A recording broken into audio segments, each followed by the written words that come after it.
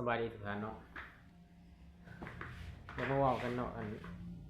ที่เห็นในเฟซนะมีน้องผู้หญิงคนหนึ่งที่เราสอบคอลลาเจนนะทุกคนคือว่ามันอันตรายโคตรอันตรายเลยเนาะทุกคนเนาะ ที่เฮาเบิ่งคลิปปีก่อนๆปี2022 2023นี่นะช่วงมันระบาดใหม่ๆก็คือเขาพยายามส่งมาไทยเนาะคลิปนี้เขาเคยบอกเลยในเพจแต่ว่าบอกไปเขามาโจมตีนะคือมันโคตรอันตรายเขาส่งมาไทยแล้วเขาจับได้คนที่ส่งมา จับได้คนที่ส่งมาแล้วก็เขาเอามาวิเคราะห์มาวิจัยเบิ่งเขาว่ามันมีพวกเฮโรอีนพวกนั้นนะที่เขาผสมเห็ดคอลลาเจนนะเขามาผสมเห็ดคอลลาเจนนะเฮโรอีนอย่างเนี่ยพงขาวอย่างเอามาผสม มัน โคตรอันตรายเลยเนาะทุกคนเนาะแต่ว่า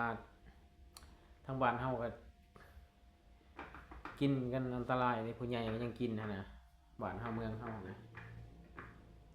ประเทศเฮานะพากันกินเบิดทุกคนเลยโอ้โคตรอันตรายเลยเด็กหน่อยหัวแต่ว่า14 15เขาสักพัวทำกับปั่นให้พากันกินเนาะคือมันอันตรายเลยทุกคนถ้าว่าไผอันนี้นะไปฮะผู้ได้หักลูกหักหล้านนี่ก็ อยากให้ระวังเลยทุกคนมันโหดอันตรายเลย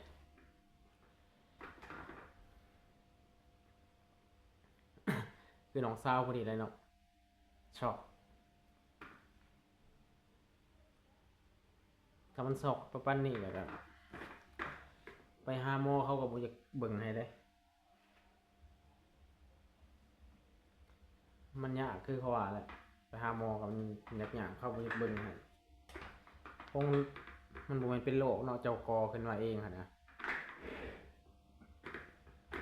ฝากเลยทุกคนมันบ่แม่นคอลลาเจนกินแล้วผิวงามผิวหยังเด้มันเป็นยาเสพติดที่หายแห้งที่สุดแห้งกว่ายาบ้าอีกหั่นนะมันยังเปรียบเทียบบ่ได้แล้วยกนี่โคตรหนักเลยมีแต่ให้ระวังเอาคือตำรวจเพิ่น ตำรวจลาวเฮาก็เพิ่นก็เฮ็ดอยู่แต่ว่าอาจสิเฮ็ดบ่ทั่วถึง เพราะว่าลงเขตนอกเขตนั่นก็มีแต่อุบกันไว้ตำรวจเขตนอกก็เลยมีแต่อุบกันไว้กิน เพราะว่าพวกนี้เขาได้กินน้ำ ได้รับสินบนน้ำพวกที่ค้าขายสิ่งเสพติดนี่นะ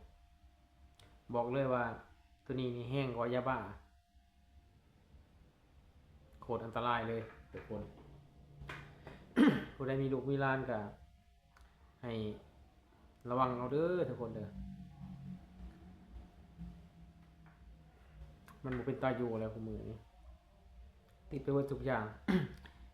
ยาเสพติดมีทุกอย่างเลยมีทุกชนิดเลยคุมื้อนี้นะโจรก็หลายบ้านเฮา โอ้เห็นล่ะโคตรอันตรายเลยซอกไต้ต้นพ่อแม่เนาะ นิดหน่อยขึ้นใหม่ก็ให้ระวังเอาเด้อดูเนาะโคตรอันตรายเลยเกิดมาบ่ทันใช้ชีวิตซ้ำใช้ชีวิตน้อยเดียวซ้ำ สอกคอลลาเจนเสียชีวิตย้อนพ่อแม่บ่ทันใส่แห้งซ้ำพ่อแม่บ่ทันได้ใส่เหือใส่แห้งซ้ำมาเป็นด้วยสีก่อนเนาะ โคตรอันตรายเลยทุกคนยังไงก็ให้ระมัดระวังเอาตำรวจเป็นกระเบิงวัวเทิงดอกมันมีตำรวจขาวตำรวจดำอยู่ตำรวจก็ได้ตำรวจมันก็ ผู้ได้หับสิ่งบนก็จนรวยมีแต่ของเถื่อนทุกมือนี่ให้ระวังเอาเด้อทุกคนคือน้องคนนี้โอ้คือเขาก็เห็นหลาย เขาก็เห็นหลายคนแหละเสียชีวิตมาหลายคนแหละเห็นในข่าวในหยังหั้นนะแต่ว่า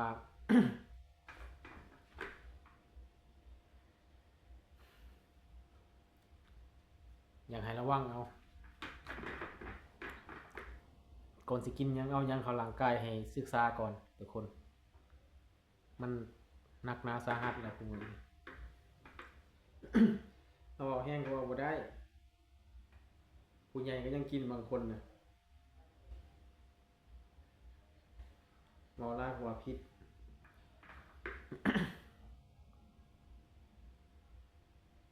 โหดอันตรายเลย